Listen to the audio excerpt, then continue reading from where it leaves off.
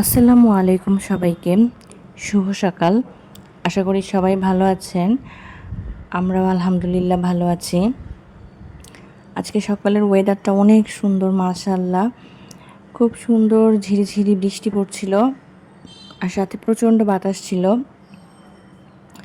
তো ঘুম থেকে উঠে একবার মনে হচ্ছিল যে আবার ঘুমিয়ে পড়ি, কারণ এত ঠান্ডা বাতাস, ঘর বাতাসে পুরো ভেসে যাচ্ছিল, এমন একটা অবস্থা। তো সেজন্য না মনে হচ্ছিল আবার ঘুমিয়ে যাই, কিন্তু ঘুমোনো তো হবে না, কাজ তো কাজই।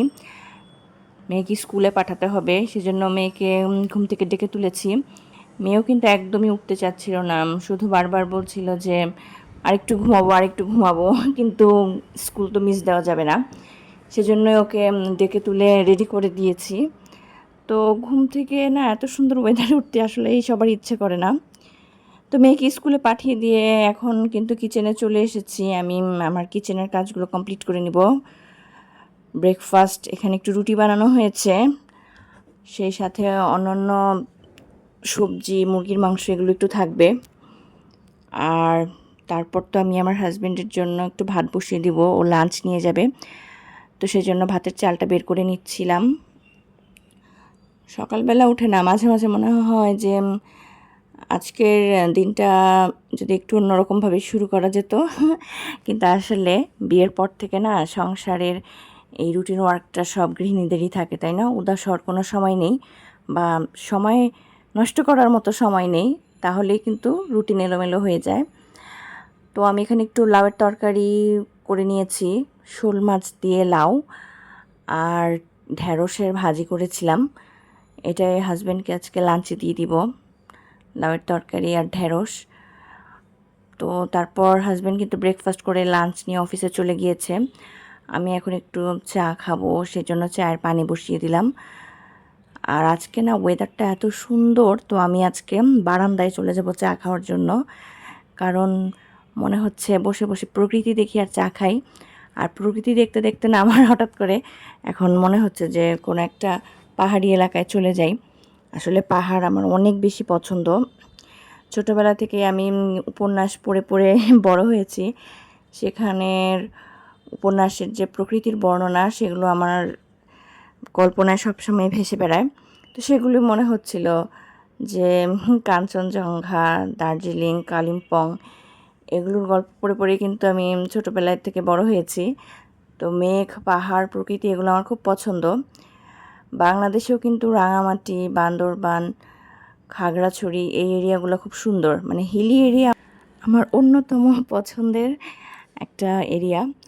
আমার পাহাড় দেখতে আসলে অনেক ভালো লাগে, মেঘের খেলা, পাহাড়, বৃষ্টির শব্দ, এসব কিছু আমার খুব পছন্দ। তো আমি বসে বসে চা খাচ্ছিলাম আর এরকমই একটা কল্পনার রাজ্যে হারিয়ে যাচ্ছিলাম। মনে হচ্ছিল যে কোথাও থেকে একটু ছুটি কাটিয়ে আসি, কারণ সামনে কিন্তু 3 দিনের ছুটি আছে, শুক্র, শনি, রবিবার। কিন্তু আসলে কোথাও যাওয়া হবে না। এগুলো শুধু এখন আমার কল্পনাতেই ভেসে বেড়াচ্ছে। তো যাই হোক, চা খাওয়া শেষ করে এখন আমি একটু আমার আজকে টু ডু লিস্টটা করে ফেলবো।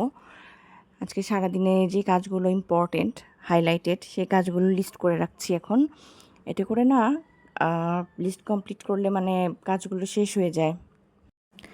সংসার জীবনে আসলে প্রত্যেকটা কাজই কিন্তু গুছিয়ে করতে হয়, নইলে একটা কাজ বাদ পড়ে গেলেই সেদিন মনে হয় যেন ওইটা কাজটা জমে গেল, এরকম একটা ব্যাপার। যেহেতু সব একা হাতেই করতে হয়, তাই গুছিয়ে নিয়ে কাজ করলে অনেক সুবিধা হয়।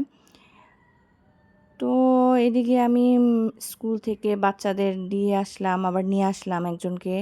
এখন দুপুরে রান্নাটা বসিয়ে দিব। দুপুরে আজকে মুরগির মাংস রান্না করব।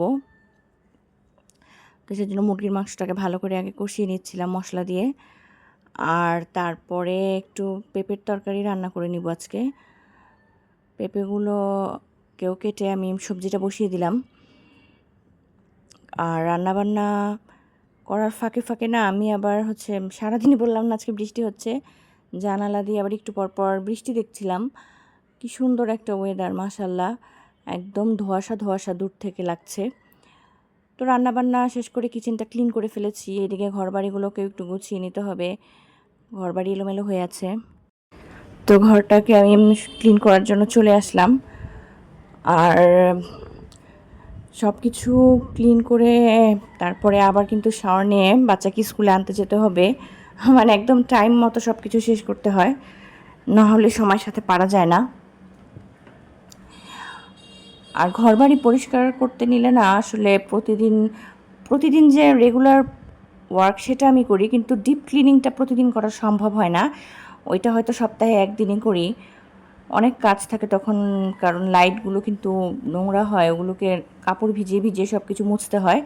এই কাজটা আবার প্রতিদিন করা সম্ভব হয় না, সপ্তাহে শুধু একদিনই করা সম্ভব হয়। তো আমি যতটুকু পারি প্রতিদিন সেটুকুই গুছাই।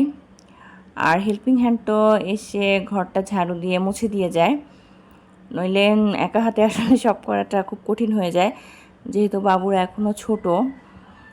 আর সেই জন্য বাচ্চা ছোট থাকলে না অনেক বাড়তি কাজ থাকে সংসারে, সেগুলো হচ্ছে বাচ্চার মায়েরা বুঝতে পারবে। যেমন একটা খাবার খেয়ে সাথে সাথে নোংরা করে ফেলে, তো সেগুলো পরিষ্কার করাটা একটু মেনটেন করে রাখাটা কঠিন। তো আমি আজকে আমার ওয়াশ বেসিনটাকেও ক্লিন করে নিলাম। এরিয়াগুলো না মানে মনে হয় সপ্তাহে 1-2 দিন না পরিষ্কার করলে আসলে খুব নোংরা হয়ে যায়, তো সেই জন্যই। আর এখন আমি রেডি হয়ে শাওয়ার নিয়ে নিয়েছি, গোসল করে খাবার দাবারও মোটামুটি কমপ্লিট করেছি। এখন আবার আরেকজনকে আনতে যাব। সারাদিনই একটু পর পর যাওয়া আসা আর কি চলছেই। রেডি হয়ে নিলাম সেজন্য। আর বাইরে তো ঝিরিঝিরি বৃষ্টি পড়েই যাচ্ছে, ছাতা নিয়ে বের হতে হবে। আর আজকে সন্ধ্যায় না তেমন কিছুই করিনি, শুধু একটু আম কেটেছিলাম আর নুডলস রান্না করে দিলাম। আর আমগুলো পেকে পেকে মানে কেমন জানি হয়ে যাচ্ছে।